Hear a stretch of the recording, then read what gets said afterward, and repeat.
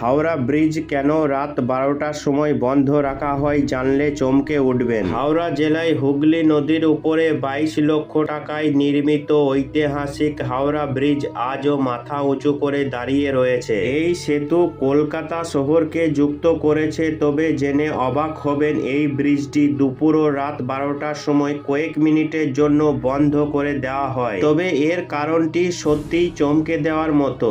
হাওড়া সেতু একটি ঝুলন্ত সেতু এবং এটি বিশ্বের দীর্ঘতম সেতুগুলির মধ্যে একটি। দুটি বিশাল স্তম্ভের উপর স্থাপিত এটি। দুটি পিলারের মধ্যে দূরত্ব 1500 ফুট, তাই এর উপর বেশি ওজন থাকলে ভেঙে পড়তে পারে।